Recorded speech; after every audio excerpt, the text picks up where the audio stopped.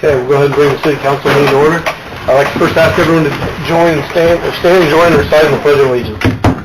I pledge allegiance to the flag of the United States of America and to the republic for which it stands, one nation under God, indivisible, with liberty and justice for all. Thank you. Phyllis, could you please do roll call? Craig Kershaw. Here. Matt Dyer. Here. Tyler Holenkamp. Here. Scott Murray. Here. Wiley Sir. Here. Okay, was everyone given a chance to review the minutes from the previous meeting on September 19th? Make a motion to accept them as emailed. I'll second. Motion is second. All in favor? Aye. Opposed, same sign. Okay, we do have a public hearing that is scheduled for 7 o'clock, so we'll start, kind of move around the agenda and get back to that public hearing. Last presentation from NeighborLink. I think you guys were gonna think about it and then come back to a meeting and make a decision about a contribution to this organization that helps people that are struggling to clean up their houses or do work on their houses and things like that. It was Mark Wynn, right? It was Zane Martin. Oh, Zane. Okay, Martin Builders. that's right. All right, Marquee Builders. And if we appropriate money and it's not spent, it just reverts back from that. It won't revert back. It reverts back to the general fund if it's not Back to the this general year. fund. Right. And you made a recommendation of anything's better than nothing. Right. And I was asked the number and I said 5,000. Okay. Very worthwhile cause. We bring these people in saying clean up your property, for example. We do want to help them if they need help. They need to take some initiative themselves to help. So I think with that I would make a motion for $5,000. I'll second that motion. I guess the question, are we appropriating and he's going to come ask for it, or are we giving a donation? I was asking for a donation. Yeah. That's what they run off of is donations. So it won't revert back into the fund, it'll be gone when we get it. There is no real reverting. No. Because we did talk about, He said if he didn't spend it, it would revert back. Is that what you're asking? Well, I think they're asking It's for a donation. There's no reverting. Yeah, correct. Do you think there's enough projects Oh, yeah. coming up that they would spend the money? Especially since the last meeting, because his secretary was in today and pulled a permit for Marquee. And he said the phone's been ringing off the hook since it's been in the Since the newspaper. news article. Good. Then it won't revert, and I'm still fine with the motion. Good second. Okay, motion is second. Any more discussion? All in favor? Aye. Same sign. Do you need anything from Zane? Phyllis? Just a letter of what he's requesting. Okay. Thanks for bringing it to us, Kurt. Yep. Okay. So would that come from Zane? Was Zane requesting it, or was Kurt requesting it? Based on the minutes from last meeting or from their discussion, NeighborLink has helped code enforcement on a couple of matters. Kurt recognized that it was all donation-based as a way of showing appreciation and kind of giving back to them so that it was a little bit more reciprocal and able to continue when and if citizens in the community needed it. It sounded like it was simply a way of acknowledging their efforts and an attempt to help them continue Correct. Because to move forward. They fully function on donations. Yeah. Everybody involved with NeighborLink, they are volunteers. They donate their time. NeighborLink tries to work with people. Sometimes they have to completely fund materials and their time. Sometimes they get the owners, the property owners can only afford so much. NeighborLink steps in and might help with the balance and then actually does the work to cut costs for labor.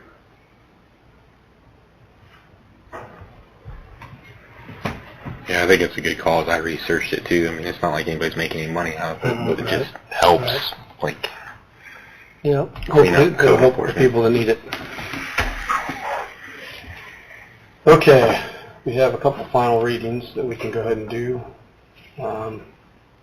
A final reading of ordinance 2023-15, appropriation and tax rates for budget year 2024. Make a motion to place ordinance 2023-15 on its third reading by short title only. Second. Motion is second, all in favor? Aye. Opposed, same sign. Oh. Go ahead and read it, but then I'll ask Council questions on it. Ordinance number 2023-15, ordinance for appropriations and tax rates. Did you ask Did you something? want to, Phyllis, you There's a question, second page, Ann, if you want to, where I have the sticker. On this ordinance, it states that in accordance with the Indiana Code, we state our intent to issue debt after December 1st and before January 1st. Are we going to issue any debt from that date? Do you plan on? Yes or no? That was the answer, or the question they asked. ask that question again. If there's any intent to issue debt after December 1st or before January 1st. So basically the month of December, this Right. December, I don't think we have any plans of issuing any debt. That's statewide, okay. No. And then the other one is in accordance with the Indiana Code, we state our intent to file a shortfall appeal after December 1st and before December 31st. Not planning on doing any shortfall, right? Right. So we're required now to ask those questions to council. Okay. So I make a motion to pass ordinance 2023-15 on its third reading. Second. Motion is second. Roll call vote? Craig Koshaw, Yes. Matt Dyer, Yes. Tyler Fulenkamp, Yes. Scott Murray, Yes. Wiley Sirk. Yes. Okay, then we have a final reading of ordinance 2023-16, fixing the salaries and wages for the city employees for the year of 2024. Make a motion to place ordinance 2023-16 on its third reading by short title only. Second. Motion is second. All in favor? Aye. Opposed, same sign.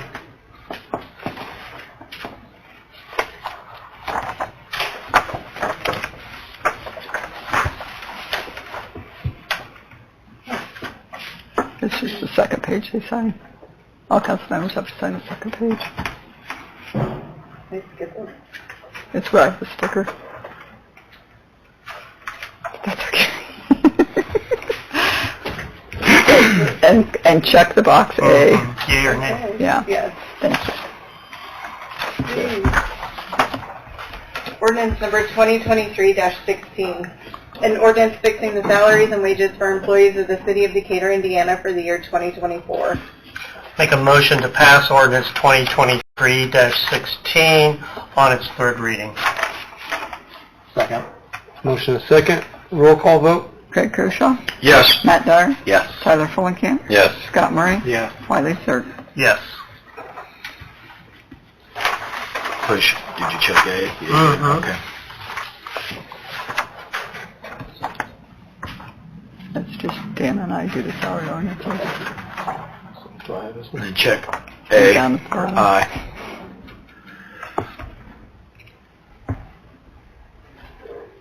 Okay.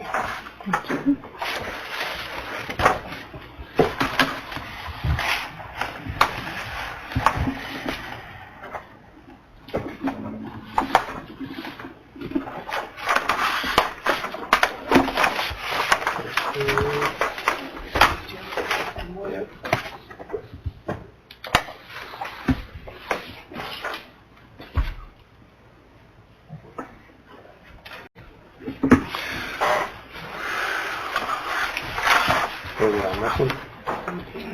Okay. We'll keep with the ordinances. 2023-17, establishing salaries to be paid to the elected officials for the year 2024. Make a motion to place ordinance 2023-17 on its third reading by short title only. I'll second. Motion is second. All in favor? Aye. Opposed, same sign. Ordinance number 2023-17, an ordinance establishing the salaries to be paid by the elected officials of the City of Decatur, Indiana for the year 2024. Make a motion to pass ordinance 2023-17 on its third reading. Second.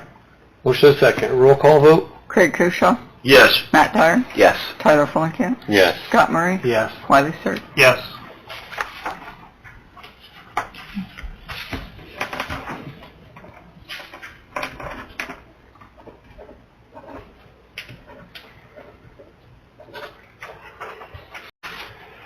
Okay. Okay, Ron Story is here representing the Decatur Arts Commission, I believe, and he has a request.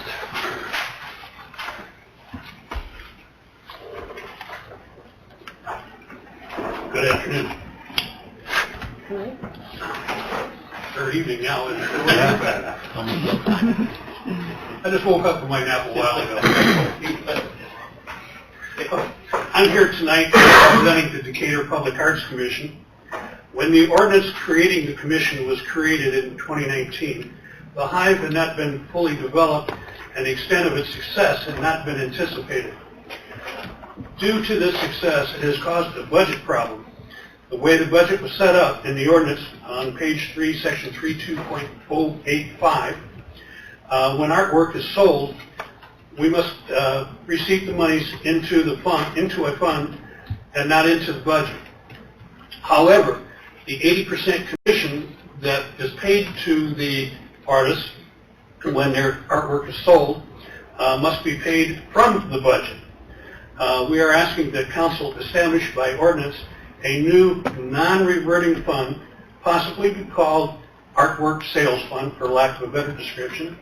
The idea being to receipt the 80% of the artist commission, then the artist will be paid from this new fund rather than from the public arts budget. This would be a wash and not affect the public arts budget at all. Makes sense. Who writes the check? Phyllis. Still goes through clerk treasurer.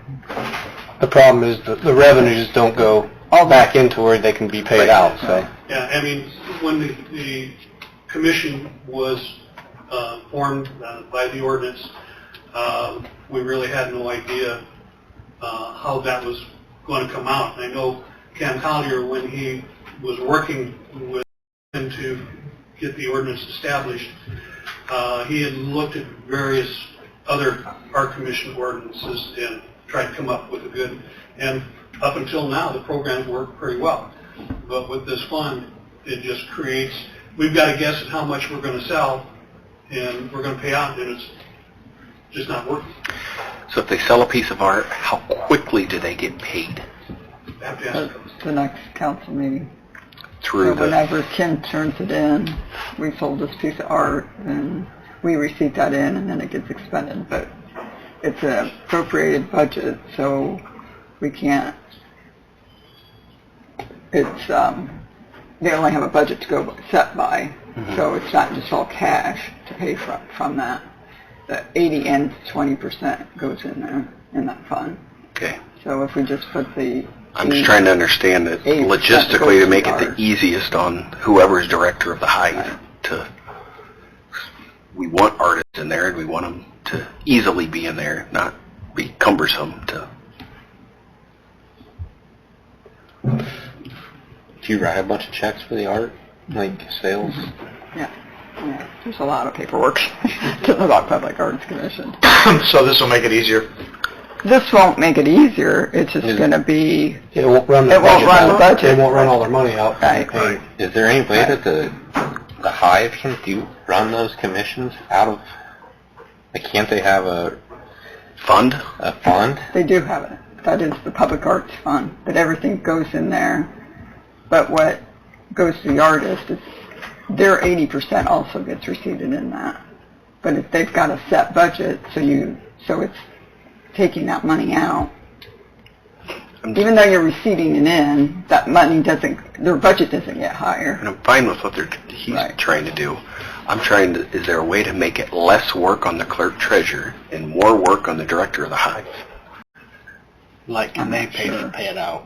Yeah, they can't take it and then pay it out out of a They fund. put it in their account and then write a check, a Hive check. Is there any way the Hive can have an account to do that? It's set up to run through the city. I is think why. that's how it's set It's up. that It way. has to come through our office.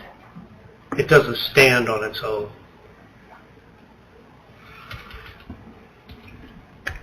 I mean, the goal would be to sell 50 to 100 pieces. Does the city need to be writing a check for 50 to 100 pieces all the, I mean, if it gets bigger, we just put more work on, I don't know, maybe you can't do that. Maybe there's not a way. Unless you just revisit that whole ordinance, how it's set Right. up. If you, Because As right the now, this grows, we when it we add originally- these things that put more work on the clerk treasurer. Right. Is there a way to put more of it on Would be that nicer. organization? It'd be nicer if you only receipted the 20%. that's what we're doing right now. Well, I mean, that's what we're asking to do, but you're thinking, don't even receipt in the Right, artist 80%. right, because we're just basically at pass-through Right, for that 80%. It's coming in, going right out. right. I'm just thinking if there's Right. an easier way to do that. And Matt, your director of the Hive is a part-time individual, and she's pretty much stretched right now with putting all the programs and everything together that she's been working on. but that might be a good suggestion if it's possible to receipt 20% and let the 80% stay with the artist. I just think as this continues to grow, we may need to revisit I some don't of know, that. Right. legally that would I know, that's work. what we... Legally, I'm not sure that that works within our internal controls, Right. then and you it's have to- more of a State Board of Accounts issue as to whether or not that would be permissible, Mhm. because there's essentially, I mean, the relation of it. If there was paperwork to follow all of that, Right. Mhm. It's more of the accounting and making sure that there's appropriate documentation to record the sale, the purchase price, the amount that is allotted to the artist, and the commission paid to the city for essentially having the art on consignment. I mean, Right. And they sign a form for that, if they're agreeing to that. that probably would be a State Board of Accounts question. mhm. We had the same issue, I think, with the Rev Complex the first year with, you know, how much do you budget for concessions? You know, no one knew exactly how big they would be. Well, you get to halfway through the season, like, oh, we spent all the money. Well, we're still bringing money in. You know, so I think there's a non-reverting fund out there, right? I mean, because it was, once you went through your budget, you weren't supposed to buy anything else. Well, what, you're not going to buy hot dogs and popcorn anymore for the last month of baseball? Right. So It's just some growing pains to work Right. through with the Hive, but I don't. it's a good problem. I just don't want it to become cumbersome if, right now we're selling more expensive art, but say they're selling a kid's bracelet for $3. See what I'm saying? It's Yeah. being cumbersome to just, I want it easier for that to grow. If there's a way we can do that, we may just have to rethink it. Yeah. Because it's going great. I'm noticing more and more people in there, and that's what we want. I think Dan's suggestion is worth at least investigating. Investigating, absolutely. Right. And if there's a way, I hear him, but I just see it's more work on the clerk treasurer Right. So I guess, than maybe than is necessary.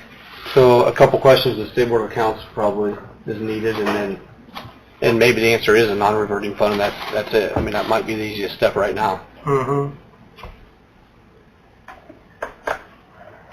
But as Yeah. far All right, as- John, do I understand the question before council is, or the purpose for the request for a non-reverting fund is to actually place 100% of the sale price for a piece of art, and then use the non-reverting fund to pay out the 80% to the artist, and then the 20% stays in that fund for... Yeah, just the 20% would go in the non-reverting, the 20% goes in the Public Arts Fund, and then the 80% would be receipted into the new non-reverting.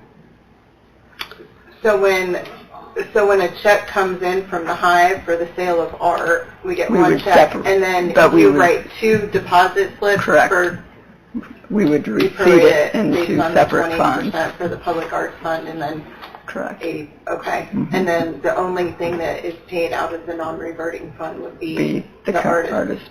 Yeah. payment. Mhm. Okay. How about we look into this a little bit and try to clarify what's the best way? We I mean, we know exactly what you're asking for, we just don't know the exact answer. That works for us. Government's slow sometimes. All right. Appreciate it.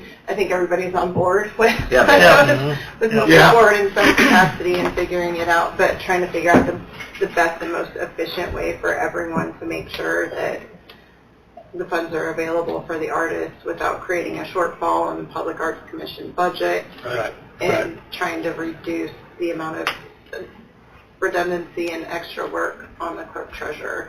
So. Okay. Thank you. Thank you very much. Yep, thanks, Ron.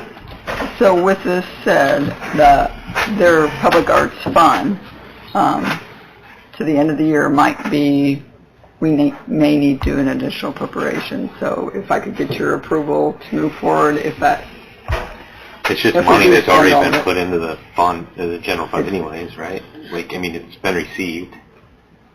it's a budget they created that council approved. Yeah. And if they spend more than that from having to pay that out to the artists. But they're really not Right. spending. Right, right. They're actually making money, not Right, spending they it, are, but it right. makes the Yeah. budget drop.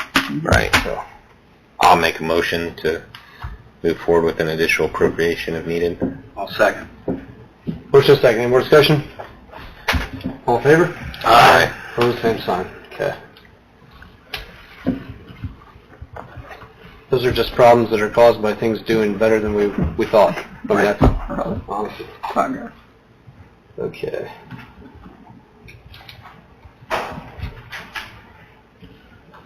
Okay, Kevin Gerber, you want to come up? I guess while he's coming up, you want to go ahead and do the conflict of interest disclosure statement?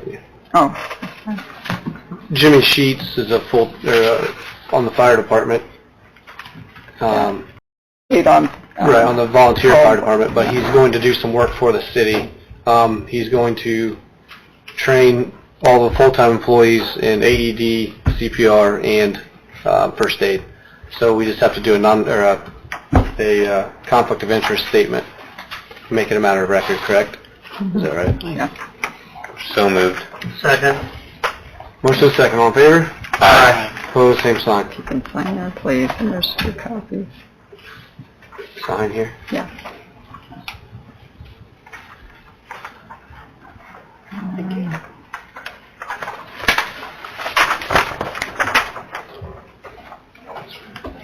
Thank you. Is that it? Okay. Thank you. Again, I think that's a great thing that we're going to have all of our full-time employees trained in first aid, CPR, and AED. It's a big step forward, so. Okay, floor is yours.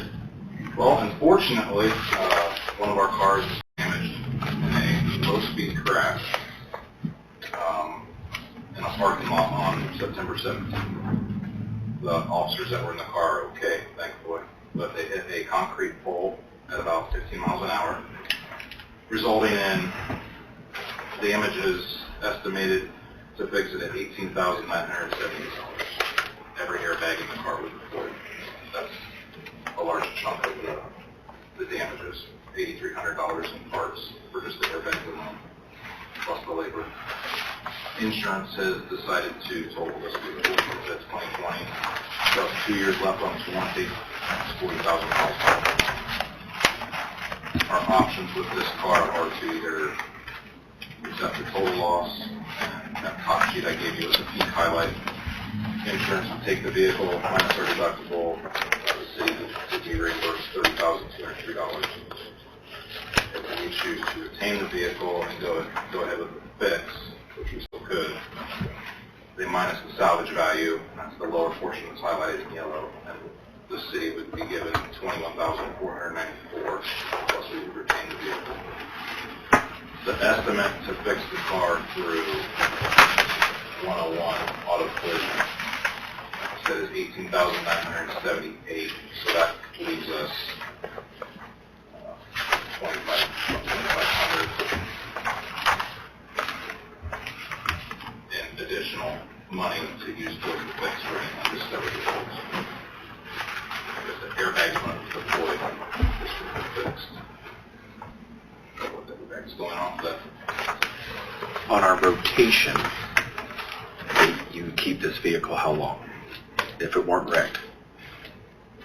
This vehicle had several years left in it. But don't we buy so many new ones every year? We put 2, instead. 2 every year, so then they last 6 years, 8 years?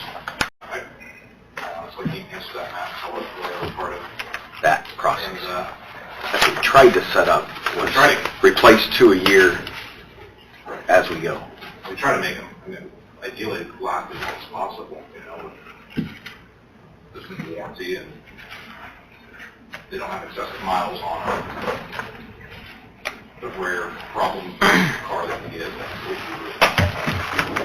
Would you like to fix it, or would you prefer a new one? well, so the second part of that is, in that packet I gave you, when we were working through all this, Tom Kelly's has a car that would work for us. It's a new Ford Interceptor that they have on their lot. And there was money that I was unaware of was encumbered from last year into this year's budget and lit for a car at Tom Kelly. So we have almost all of the proceeds to pay for that car. So proposing is we keep the wrecked car, have it fixed, but we also go ahead with the purchase of this new vehicle, especially with the strike going on and not knowing when we're even going to get vehicles next year, and if we order them with the unknown. That was my recommendation. And we'll just work hard and get cars next year, we'll just get our hands on one car. They have it on their lot and available right now.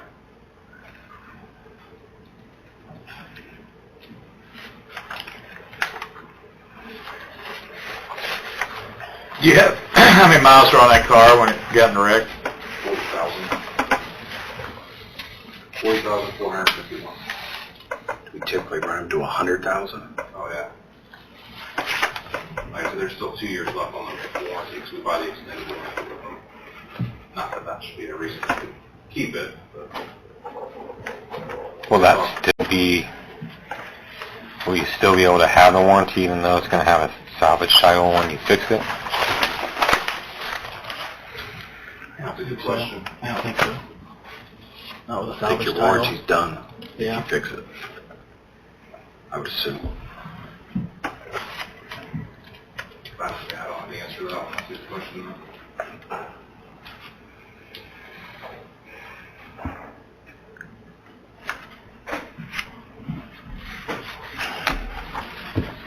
I mean, it's only got 40,000 miles on it, and you're saying to fix it, it's 18,978. Correct. Well, did it Damage damage? very clear. Don't, there could be unknowns as we start taking it apart. So there could be another 1,000 or 2,000 that's back behind something that we can't see. But he was above it, under it, all over it. I mean, he spent a lot of time looking at it. As did Well, you're going to have 10,000 at least in outfit in the car, and this was already outfitted, right? Did it tear up any of the computers or any of that kind of stuff in the interior? all the equipment appears to be perfectly fine on the inside of it. Like I said, it was only 15 miles an hour. But yeah, to outfit a car is another almost 25 grand on the, that's, we're definitely not going to go over that. Okay. Well, we would need another quote to fix this car though, right, too? Yeah, if it's over that dollar amount, yeah, you would.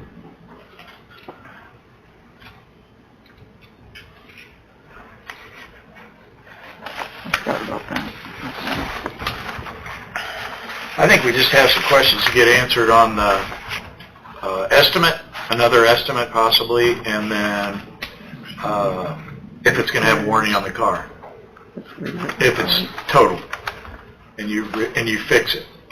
But I don't really see a problem with getting What's another your car normal if you got warranty on money. a car? Huh? What's the normal warranty on a car? Just another 40,000 Well, you get 5 years. Well, he must buy, he says he buys an extended warranty on them. Yeah, I believe it goes up to 100,000 miles. And you'll have that extended, it looks like you got the Ford Premium Care, is that the extended warranty on the new one? Correct. I'm in favor of you getting a new car, but I think if you check on that and get back with the mayor, and I think you're gonna need 2 more quotes. you gotta have 3 Is what total. I think it looks like Because of the dollar amount. 3 written quotes from 10,000 to 50,000. So, yeah, I would do that. Just to expedite the procedure, I would say, I would make a motion that we get the new car that's on the lot that's here already, if that fits your criteria. It does. Okay, I would make the motion that we do that, and if the warranty falls in line and he gets the estimates and it looks as if that's Worth fixing. and the warranty continues on the car, I'd make a motion that we accept that also and make Dan the signatory on it. So on the new vehicle, you had a vehicle budgeted for this year. You didn't buy it this year. There was money encumbered. Things I didn't even know what that was a few months ago, but Right. it wasn't paid for. The vehicle we bought this year wasn't paid for with that money. It was just paid for money in my lit budget. So that money that was encumbered, am I saying this right, Phyllis, is still there and set aside for Tom Kelly's. And the total of... So it's not extra money, it's just in a It's different not budget. extra money. It's money that was already appropriated. From So you just use money from a It different was from budget. last year's budget, it got encumbered into this last year year. encumbered it, but was used. So it was 40, the money encumbered was 44,328. So that's a difference of 4,593. Well, I think you make a good point. You don't know what next is going to look like in the car market. Right. Well, I guess my biggest question is then you're only buying 1 car next year, and then or you still want to buy 2 Still cars? budgeted for 2, but I mean, if we're getting this one, then we don't need to buy 2 next year. Then Right. That savings. But you do have budget for 2 next year. And we set that up, in theory, 10 years ago Right. or something, where we wanted to buy 2 a year. 2 a year. Yet you don't know when things like this come up. Right. Which I think it's probably a good idea to buy it now. It's going to be cheaper than what it will be next Yep. year. Yep, it's already on the But I lot. just don't think we need to be buying 2 more cars next year. But that's something you decide next year. You guys, I got a motion out there, anybody want to second that? I'll second. Okay, motion and second to go ahead and purchase the vehicle that they found. Any more discussion? All in favor? Aye. Opposed, same sign. Okay. With that, since you did approve the thing, Kevin has another question to ask you.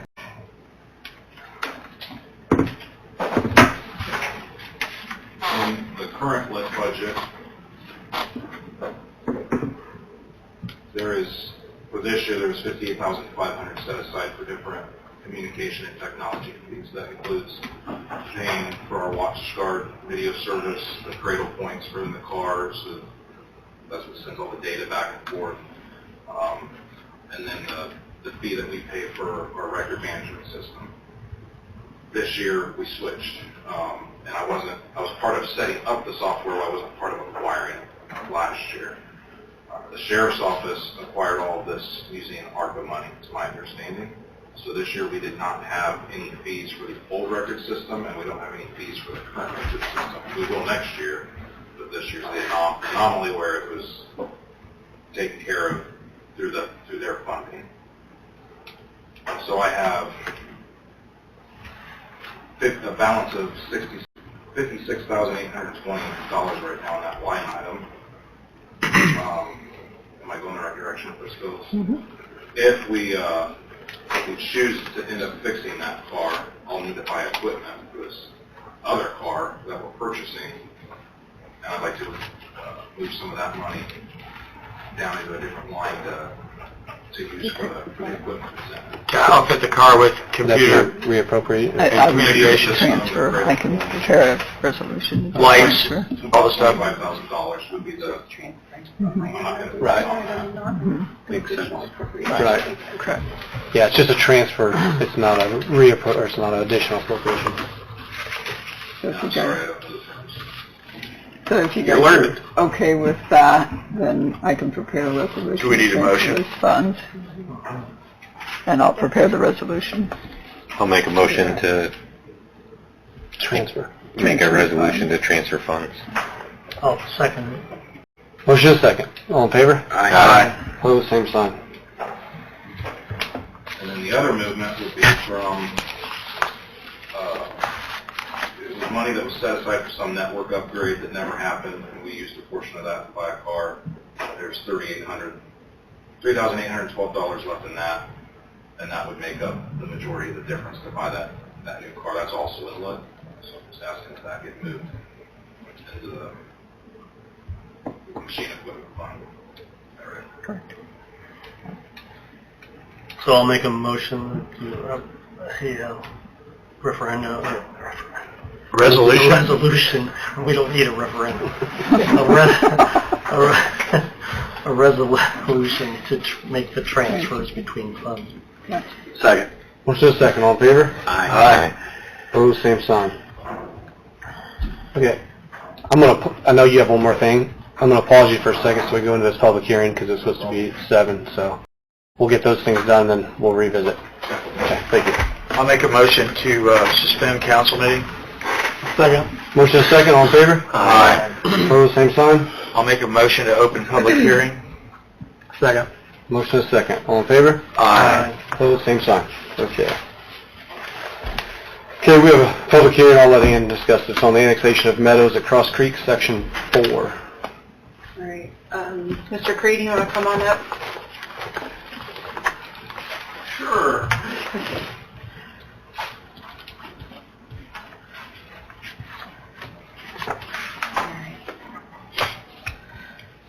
So Steve Cree, on behalf of the owners, the shareholders of Cross Creek Shareholders LLC, submitted a petition for voluntary annexation into the city of Decatur.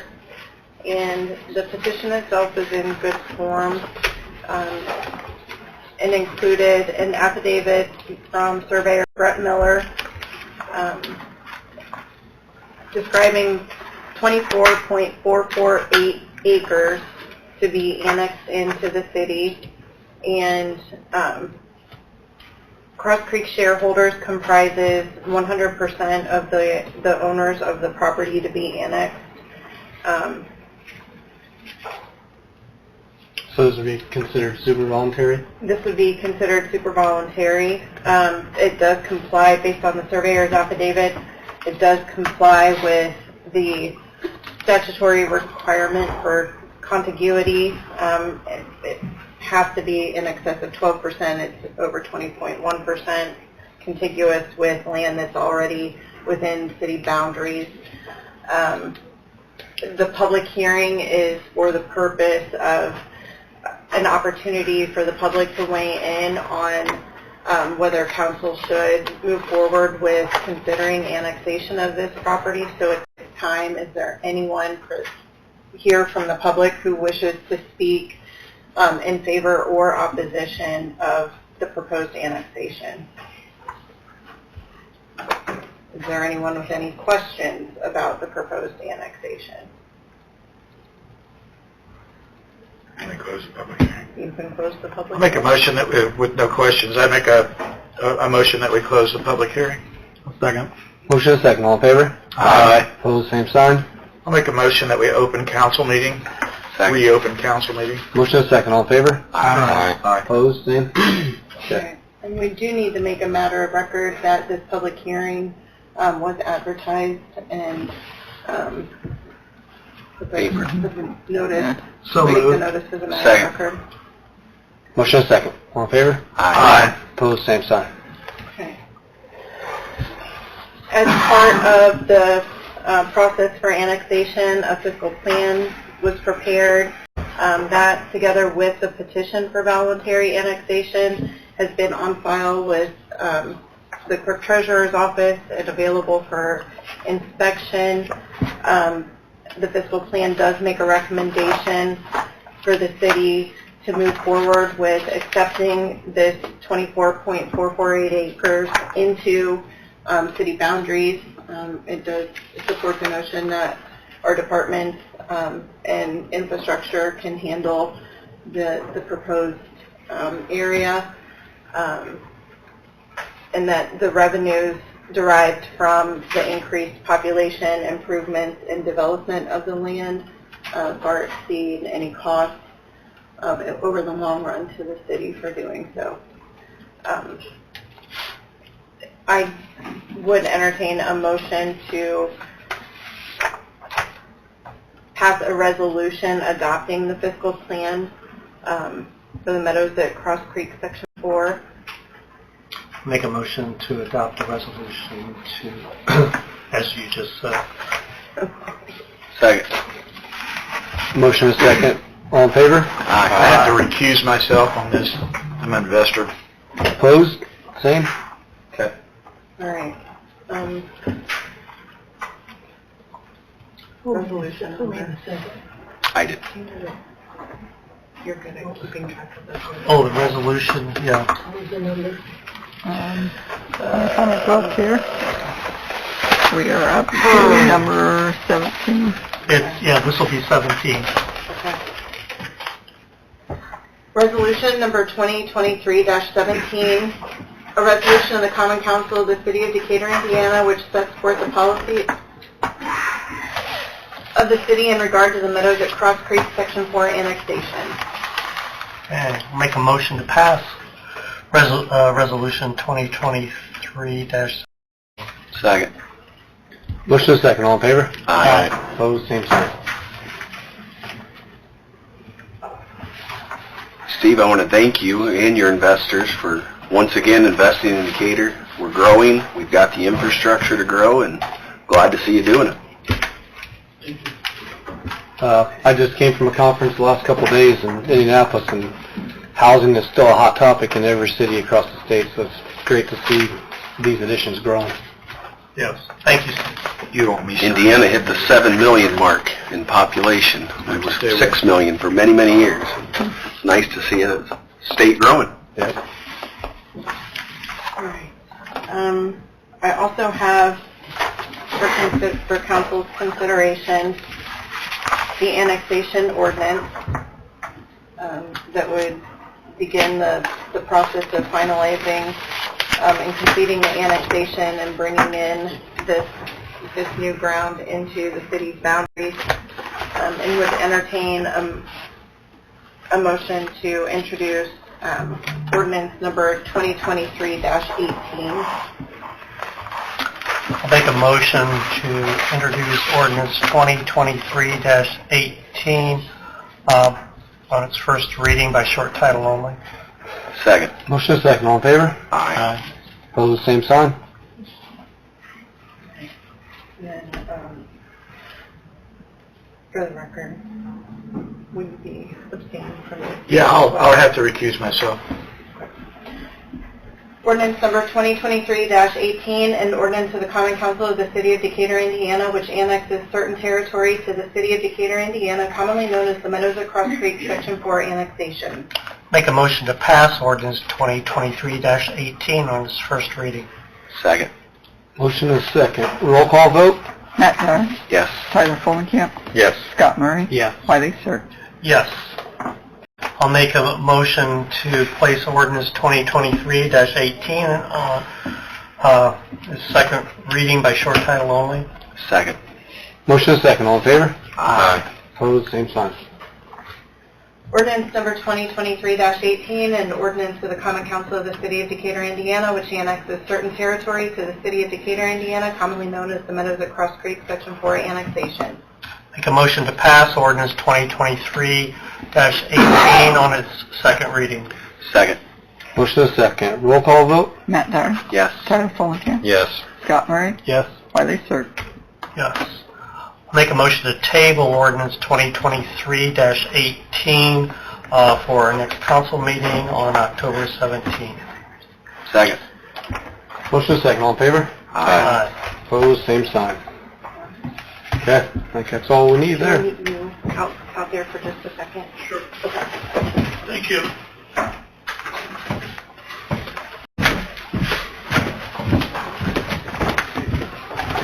So she's leaving. Saw Nan Everett just came in. You want to come on up? You want to come up? Thank you. I'm here to ask if we could get the Stratton Edition to be a one-way during trick or treat on Tuesday, October 31st. We have like 400 or 500 people, and who is it?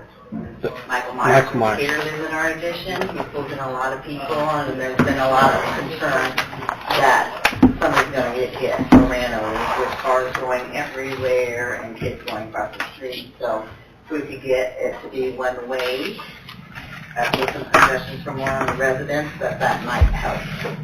She came to me the other day, and I'm like, I'm not really going to make that decision on my own, but How do you let the public know that?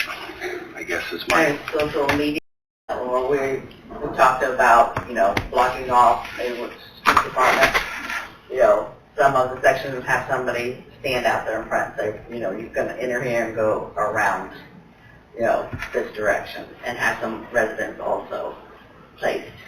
Could they pull around somebody's driveway and, go the other direction? Yes, I don't know the logistics. No, yes. That's my only... Jeremy, any thought? I just don't know how you control it. I don't know how you control the general public. I called when we were talking about it, I said, I agree, let's keep the kids as safe as possible trick-or-treating. How do you... the one thing with that neighborhood is it's basically an oval. Right. So, it would be easier than most neighborhoods to say one way. But I don't know if it would take some cones on one side so that everybody stays to the right. A couple cross Or, sections and if you send them back out, what is, Harvester Lane, if you took them back out Harvester Lane, just had a barricade there, I don't know the answer, I know what she's saying, and I can imagine she... I'm willing to have an officer out there. I think it's a good idea. You're not going to totally control every single person. But, for the most part, traffic's going to follow what's in front of them. You have your rear ones that do their own thing. But if most of the cars are coming in off Monroe and then exiting on this one around. Would you guys have an association out there, right, in Stratton? Yes. Would they be willing to make a couple signs or something that says, I don't know, it's going to be dark, so I don't know how you're going to, if people... Well, it's 5:30, 7:30, so I don't know. Because it might still be light. So, Yeah. kind of like this by the end of it. Well, too, if you're out there, you have the lights on your patrol cars, that's also going to add attention and to... Did your association vote on this? Uh, Did the association vote on it? Well, our association isn't a whole lot of people, it's just 3 of us right now, so they're all related to me.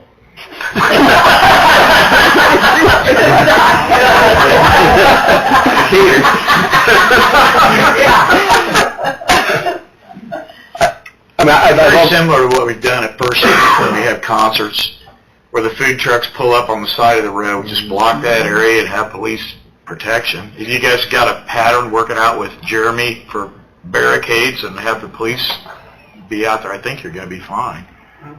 Yeah. I think what the street department might be able to do is just put some barricades when you first come in so you can't make a left turn, and then at the end where you have to go out Harvester Lane, so that little area might be closed. Yeah. But people have to get out and walk through And that. then where Jason Ellsworth lives, that little thoroughfare that goes through there, right? Yeah, we were going to blockade that off. Yeah. That was okay with Jeremy.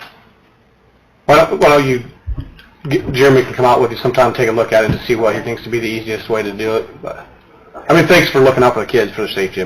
Yeah, I think it's a solution and easily done. I don't think we have to put a bunch of signs in there one way for 2 hours, but I think with cooperation from the street department, the police department, I think it'll be a lot safer. barricades in the right places. Yeah. Thanks for bringing that, though. And if you put a sign on the barricade that says one-way traffic Yeah. starting now or something. That might be And it. start telling your neighbors. Put it one Right, way. yeah, last on social media, and I just put out a newsletter saying, this was a possibility, but we had to get approval through the city. So, we also have a website that will, put it on there also, to the residents. Oh, you'll hear some negatives on social I know. media too. And it's not gonna go perfect. I learned a new term. I learned a new term this week. Cavemen. Citizens against virtually everything. We have some of those. I learned that yesterday in class. Okay, well, thank you. Okay. Thanks. We have your approval or no? Make a motion to allow them to make Stratton one way during trick or treat hours. I'll second. And that's with the approval of Jeremy and Kevin. Yes. Looking at it. The logistics. Okay. Motion is second. All in favor? Aye. Opposed, same sign. Thank you so much. Thank you, Nan. Did Wiley second? I seconded it. Okay, Kevin, you want to come back up then? I think you still had a topic to discuss. You were referring to Kevin H. for the approval. Yeah, Kevin.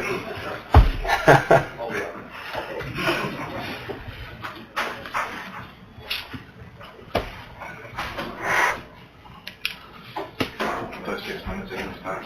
You already used it all. The first time. Is this the EAPs you want to discuss now? Yeah. This has been a topic that when I go to conferences, that a lot of other cities are doing things like this. It's employee assistance programs, and it can vary from, some of them it's health related, some of it's mental health related. It's different things that it's just some of it's like financial. If they want to go see a financial advisor, it's just a little extra benefit that some of the cities are doing for some of their employees. So we've been I talking have about some this. additional things online, but yeah, an EAP program. What I've heard going to these chief schools that I went to so far this year in conferences is what the workforce is expecting from law enforcement at this point for when they're applying. So right now we're fully staffed, but in the future when an officer leaves or we add, these are going to be the things that we need to think about. So a wellness program is what they refer to it a lot as. This has 3 different parts to it for what I've come up with. The first is I'd like to request to use some of the Betty Walters Fund money to purchase workout equipment for an RPD for our officers to use. I have 2 different quotes there for that. The top quote from 03 Fitness Equipment is who we prefer to go with. They will bring the equipment, they'll install the equipment, and they will work the equipment all local. The other one, they outsource who brings it. The reason I'd like to do this is to promote physical fitness for our staff. I believe that directly correlates with mental wellness. Those 2 things work hand in hand together. And I'd like to have that in-house, available to the officers when they would like to use it. And it's strictly for officers only. The second part, which is the EAP program that Dan was talking about, I included some documentation for cross-link counseling. And they have offices as far as Dayton and Indy and South Bend, but locally there's an office in Bluffton and 2 in Fort Wayne. This would be a partnership that the city could have with this company. It's pay-as-you-go, so it's not, the city doesn't purchase X amount of sessions, we got to use them or we're going to lose them. It's just, you enter into a contract with them, and I included this is kind of a boilerplate contract they sent me as an example. Any of it can be modified. This would be available to, I'm presenting this from the Decatur Police Department, but I think this would be beneficial to all city employees. It's kind of the elephant in the room, it's the taboo subject, and it's mental health. And it's hammered into us that we need to pay attention to that for all the people that we go out on the streets and deal with. And I think it's something that's been ignored for not just police, but all first responders. If one of the officers came to me today and said, I need help, I need to talk to someone, I could offer myself to talk to them or chaplain Dave Bill. Outside of that, I would have no idea what to do for them. And I'd rather get ahead of this and then just be prepared. This program, they don't even need to come to me. It's there. They can make an appointment and they can just go. And then that removes the stigma of, as men, we know, I mean, I need help. I mean, that's just, we're not the greatest at that. The third part, I don't have a paper for this. This would also involve the Betty Waters money. I'd like to pay for up to $500 per officer to prepare legal documents for them. That would include their will, power of attorney, and a living will. Because the reality is we will go on duty. We may not get to go off duty. I think that would be a great service that the city could provide to officers, especially onboarding, that, hey, look, the reality is you might not go home, but at least this is going to ensure that your family is taken care of if the very worst thing happens. So that would be the initial wellness program that I'd like to establish in the police department. Just as another extension saying that we care about our employees and that we have their very best interest in mind. And again, like the EAP program, I think that could be a citywide thing. But I'm only speaking on behalf of my department.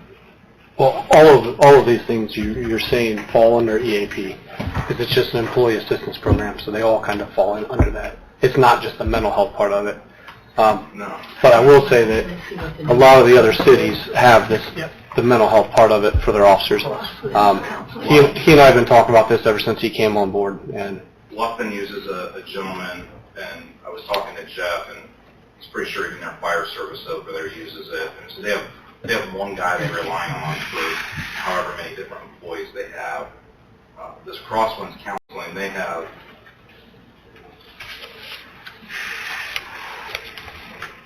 I want to say it's like 16 counselors. Currently only 5 are taking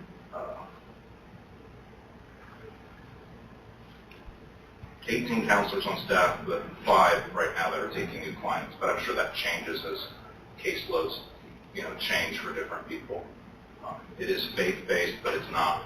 But if you want to talk it, if you don't want to talk within their own faith, they won't. But that's something else they advertise, and I feel like we have a strong religious ties in our community, so that I think means something to people.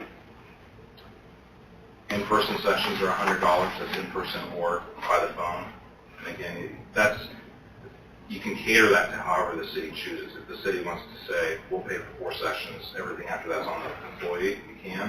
Or you can say, we'll pay for however many it takes. Sean, who I spoke with at Crosswind, said that the average person uses 12 sessions per crisis. And then it covers everybody and under the household of that employee. So if there's a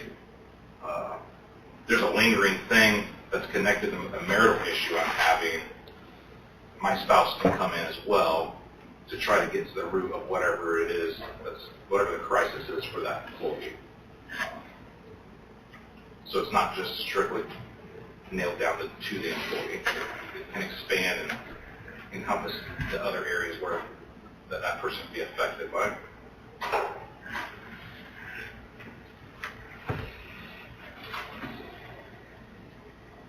The funding for Crosswinds, I don't have anything in my budget to fund that other than if we use Betty Waters money. ARPA money would be another option if a section of that wanted to be set aside. If you wanted to look at this for citywide. I think for Jeff as well, there's sometimes we see horrific things within our departments. And even beyond that, if it's a street worker, if there's some horrible accident with a piece of machinery, I think the benefits of this would be monumental. Phyllis, what does our insurance cover for mental health professionals? I would have to look it up. I don't know. I can check into it. I can't remember either. The usage of this also is discrete, so the city would get a usage bill. It's not going to say Tyler had 4 sessions and had 3 sessions. You're not going to know. You're just going to know X amount of sessions occurred with X amount of employees. Yeah, we wouldn't know either on our health insurance. We don't know what people have. Yeah.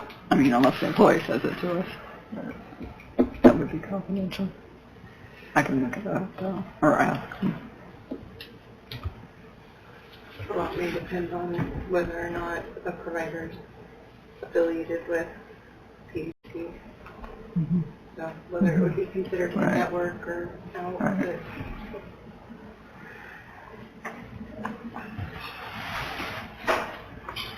So I put a lot out there. So I guess to unpack, the first thing would be the legal documents. I know it's $500 up to $500 per officer, and explain to me that would be a safe amount to cover. And it's not anything we're forcing. It's just if you would like to do this, it's a one-time thing. So if you choose to change it in 10 years, that one's on you. But a lot of our police officers in general, as they're hired, they're fairly young. Those aren't the things they think about. It's just another layer of preparing them for the reality of what they could face. I think that's a good use of the fund that you have, so I'll make a motion to move forward with that. I'll second it. Is that the initial cost for a will now? Is $500?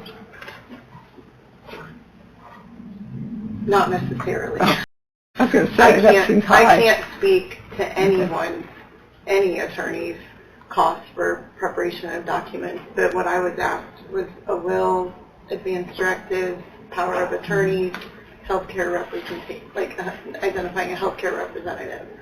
So taking the totality of it, and that's not unreasonable to... Are you saying it's kind of like a boilerplate deal? No, I'm not. I mean, I'm saying that would possibly cover a All safe amount items, that would it's not just the will. encompass those. Yeah, so Right. that's not just a simple will. Right. That would encompass some a decent amount of estate planning documents that would cover things. A power of attorney is a document that's in existence during a person's lifetime that grants, and it's an extension of authority to allow another to take action for on your behalf, either in your incapacity or in your absence.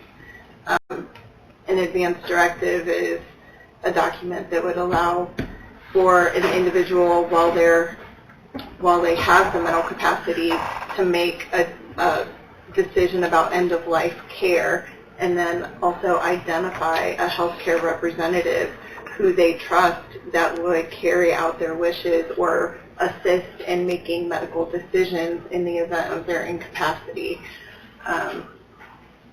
A will doesn't take effect until your death, so we've got documentation that would help in the event of an incapacity, and then we also have a document that would be in place in the event of an officer's death, and give them some peace of mind knowing that, you know, if they have young children, that their children have guardianship provisions in place and things established in that way, and also know that their last wishes are carried out and their estate is distributed as they intended to be. So it's a series of documents that was contemplated in coming up with a max amount to offer. And it would be a one-time thing. It's not, I mean, if you choose to redo it every 3 years or what, those are always going to be on you. You're just going to offer this all existing officers and then new officers when they come on? Is that the plan? Correct. Which, and then, I mean, the Betty Walters Fund eventually will probably not all be there. I mean, that's non-reverting, so that's eventually going to go away as it's spent. So Right. I would just also entertain that the cities would still follow that if that fund eventually dries up, that would still be a thing, up to $500 for those documents. So if they choose to go get the Cadillac of attorneys and have a $2,000 bill, the other 15 is going to be on them, not the city. Thank you. That's a good point. This was all contemplated with the officer choosing their own attorney to work with. This has nothing to do with... Do you have to, do we need to come up with a policy on how this, like... Written Oh, sure we do. couple days, yeah. I'll add that to my motion that you get with the attorney and make a policy for this $500. Okay, motion and second. Any more discussion? All in favor? Aye. Opposed, same sign. second fund issue from the Betty Waters would be for the gym equipment. I believe we have space in the building that we could put this. It would be strictly for DPD employees only, no family, friends, or anything like that. So employees, not just officers, it's your... Not 2 civilian employees, so yeah, I would Include them. Oh, yeah, absolutely. Use, yep. Well, and then 4 reserve officers would be available to them. I think this is probably due on all the interviews I set in for sergeants and whatnot over the years. It's always, I go with weights to relieve mental stress. I mean, every officer told me that for all the interviews we had, so I'll make a motion approving the fitness equipment. I'll second it. Motion is second. Any more discussion? Well, we need a policy for that too, yeah. So we have motion is second to approve the purchase. All in favor? Aye. Opposed, same sign. Phil's just saying that Ann will probably have to write something up, the policy on who can use it and all those things. If someone gets hurt while they're doing it or whatever. Huh? And then the crosswind counseling, and that's just one example. Right. There's other groups out there that do the same thing, so I definitely think this is something we need to look into, whether this is who we go with or what. I've talked to cities all across the state they all work with different people depending on where they're at. I'm going to bring up, the recent tragedy we had at the murder-suicide. I responded down there, and my initial concern is some of these guys, this is the very first thing they've seen where that horrific. And I can think back to the first murder scene I was on and looking into the person's eyes as they were dying. That sticks with me. I can close my eyes and I can see it right now. I think it's important that we take care of our first responders. And I'm not just saying police. I believe fire, paramedics, dispatchers, they're all in there. And offer them something, because like I said, it's hammered into us about how important it is to handle the other people with mental illnesses. Not saying they have mental illnesses, but we all deal with crisis as well, and I think it's important that we have something in place to offer our employees. So I was checking with those guys, are you okay? How are you doing with this? And I had one officer tell me that night, I don't think I'm okay. And by the next day, he's like, okay, I've slept, I processed it, I'm good.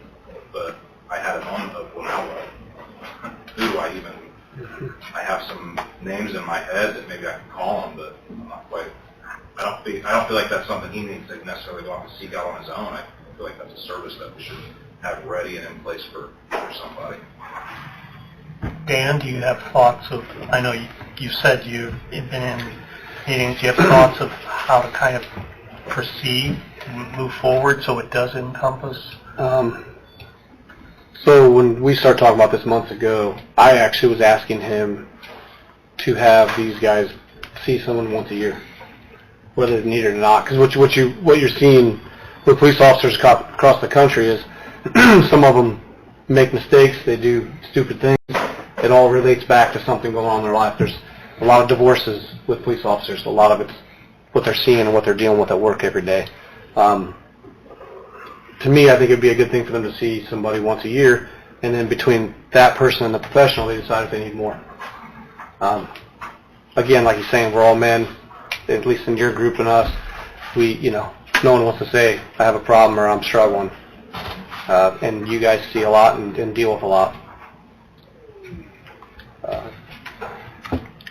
But then I think it comes, this may be a great group, but is there a collaboration with Adams Memorial? Yeah. Right. That's what I was saying. I think we need to look into it a little bit. And I was just talking to Monticello's mayor the other day, and she has a great group that's over there that she says they stretch out and leave that area, and she loves this group, and it has done wonders for their police department. South Bend, Mishawaka, they have a group up there that they deal with.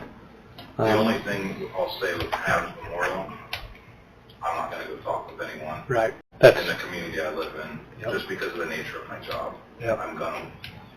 I'm going to want to go a little further out to have that comfort that I'm not going to bump into this person or they're not going to divulge. They're friends with my wife's friend and they're not going to, you know what I'm saying? But would another employee be more comfortable with somebody they know? Well, I guess I would go back to, would it be better just to create a policy that gives the employee the opportunity to go take 5?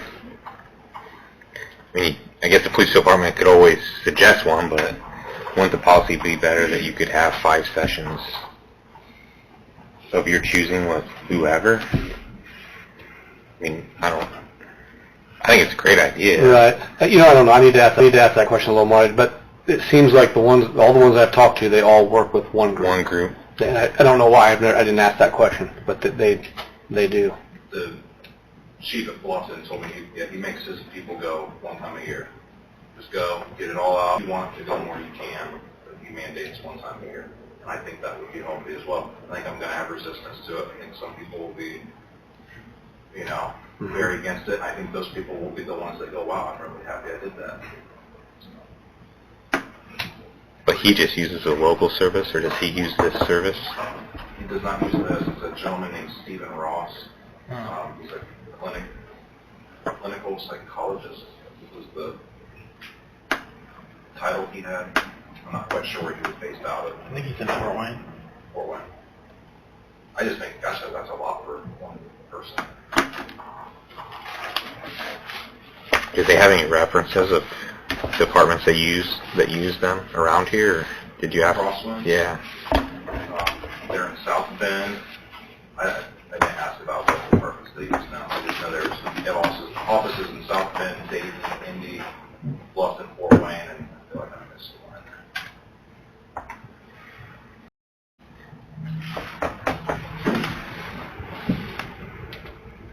in there. Well, Dan, how do you think we should move forward? I don't know. I mean, I'm all for it. I don't know what the policy should be and how, who we should use. I don't know how to go through that process. If we've got something with PHP, we probably ought to follow those guidelines at the beginning at least, or At least look into that. I mean, maybe it's just a question. Because there was something I remember a long time ago reading that when we first got the policy. It's like 50% or something like that on, wasn't it PHP for mental? I don't look know. into that. That's pretty. Why don't we do that? Why don't we go look at our insurance company first and see if they have what an in-network or whatever, something around. But I believe it'd be good for, like you said, all employees for the city. I really do. Something else that was told to me by a neighboring agency. Something like this was offered to their police department. The police department kept saying, push it out citywide. They said that for a couple of years. One of their city employees took their own life, and that chief's like, man, well, what could have something been different if they would have pushed it out citywide? Now it is citywide for that particular city. yeah, and I've heard a handful of those stories. So I think it just needs to be citywide to begin with, but we probably need to check with the insurance and probably just come up with a citywide policy on how it's used.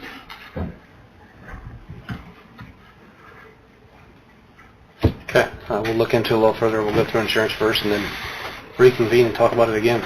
Okay. Jeff, you had something? At one time, back when I was first hired, in our employee handbook, there was employee assistance. Kevin and I just looked it up. It's not in the one that was just updated. So did that get taken out? That has to deal with the drugs and the alcohol. What I'm remembering, it's been a while back, there's nothing in there now about employee assistance in our current handbook. Okay. Unless it was renamed. Yeah, it could have been renamed. Okay. I'll check that. I don't recall anything being removed from council. I don't either. Dulles has been here 25 years.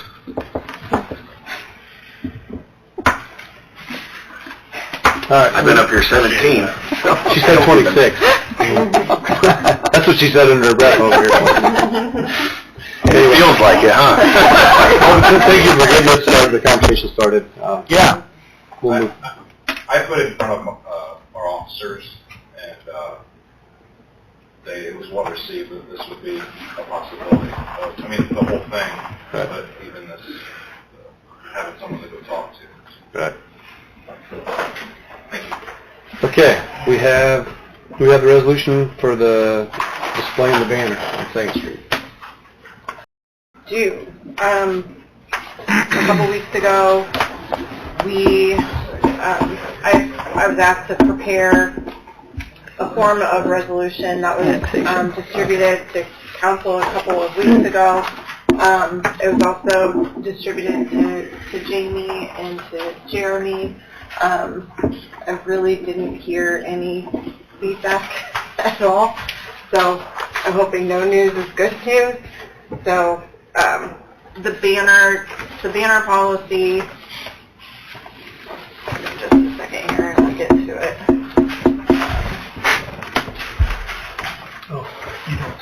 Well, this is Would- fiscal plan. Would allow for the consideration of. He doesn't sign That's it. right. Yeah.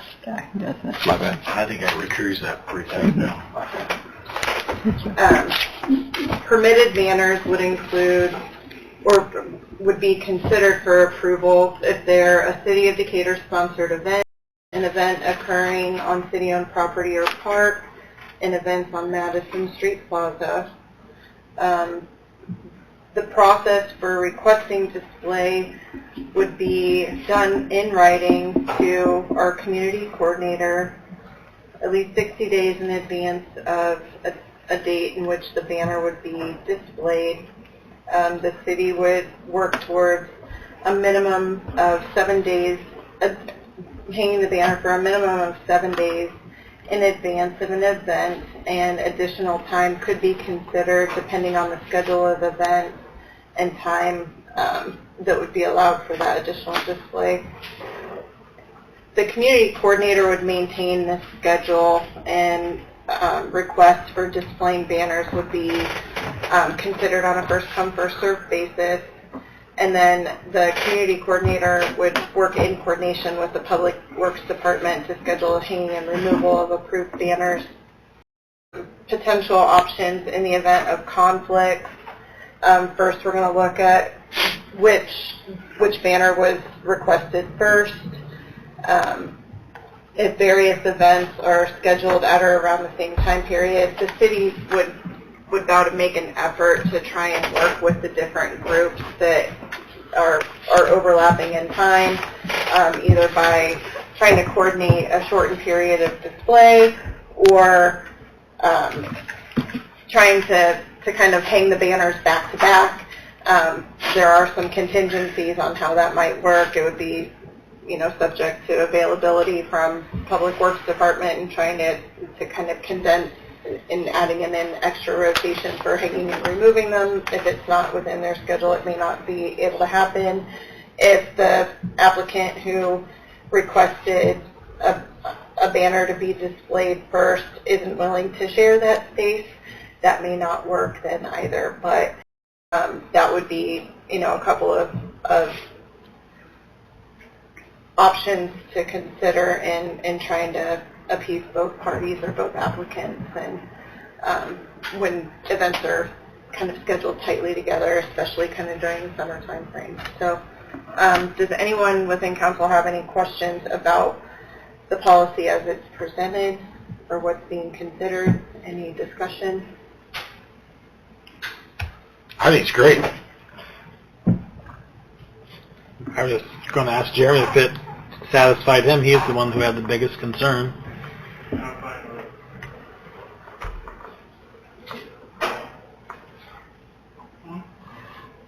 Oh, this is for resolution 2023-18.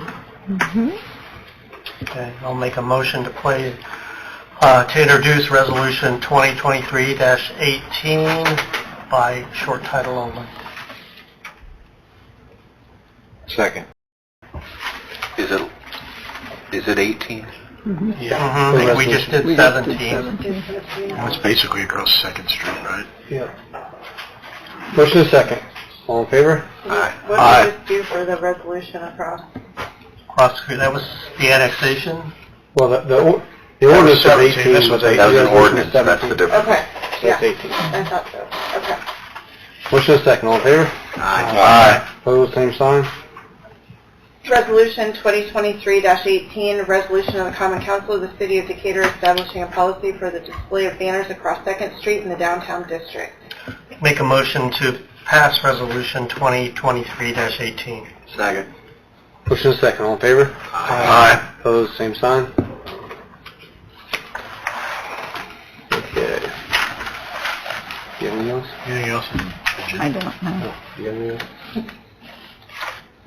Okay. Department heads. Jeremy. Our lease pickup will end next Friday. Okay. Advertised since 1st of September, so everyone's had plenty of notice. Kevin H. Yeah. G. Jeff. Yeah, Jamie left. She wanted me to bring up a road closure Oh, yeah. for our open house tomorrow night. 7th Street between Jefferson and Adams, and then Jefferson Street between 7th and 8th. So we need approval to close that around the fire station. So moved. Second. Motion is second. All in favor? Aye. Opposed, same sign. So on that, our open house is tomorrow night from 5:30 to 7:30. You're all welcome to come. What was it, 5:30 to 7:30? 5:30 to 7:30. Okay.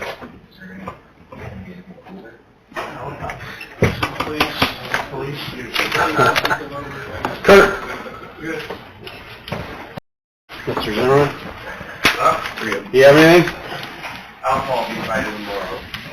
Be tied in tomorrow? Yeah. All right. Great. Good work on that. Carrie. Yeah. What were we tied in? The outfall. Oh. They're going to switch it over to that, to the new pipe. Ian, anything? Phyllis, anything? No. Anything from public? Yep.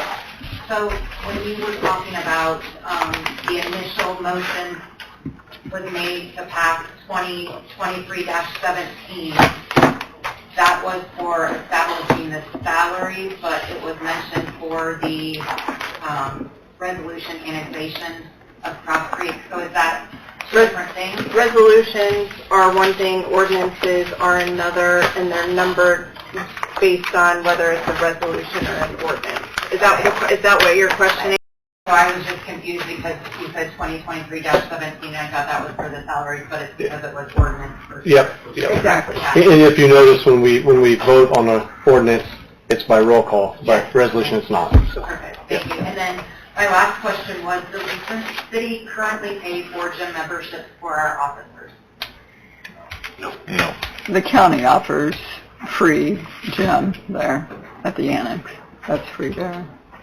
Yeah, we don't pay for memberships. No. Thank you. Yep. Anything else from public? Nan? Being an ex-employee of the city, I really like his idea about the mental health and the insurance, because dealing with two drownings is like, you close your eyes and you see it all the time, and I wish I would have had somebody, I could have. It's just like you said, where do I start? And also, as a boss, same thing with, I have had very young people, and, they rescue people, and so I really like this idea about that. It would be a huge benefit for the city employees, all city employees. Yep. Thank you. Anything from council? We got the Highland games this weekend, starting at 11:30 at Riverside Center. Should last through 5. We've got full field, male and female athletes, and that they'll start with parachutes and bagpipes and drums. 11:30. So if you're available this weekend, be there. And before that, at 11:30, we have a ribbon cutting. 11. My bad. 11, yeah. At 11, we have a ribbon cutting for the new 6 pickleball courts, the sand volleyball court, and the shuffleboard court, which they put together the other day. So pretty excited about that getting open. It looks nice out there. That was a really cool thing about that was the collaboration between put that project together between Jeremy's guys doing a lot of the work, the pickleball players doing some painting, the county actually helping fund some of it, and the Parks Board supporting the whole project, so there was a lot of collaboration on that project, and I'm glad to see that get finished. So we'll do that. That'll be right before the Highland Games. If you haven't seen the opening ceremonies, they're really cool with the bagpipes and the athletes, and then the skydivers. So it's going to be a great hour or so. They're opening up everything. Cool. Anybody else?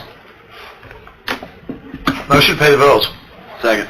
Motion is second to pay the claims. All in favor? Aye. Opposed, same sign. In a motion to adjourn. Second. Motion is second. All in favor?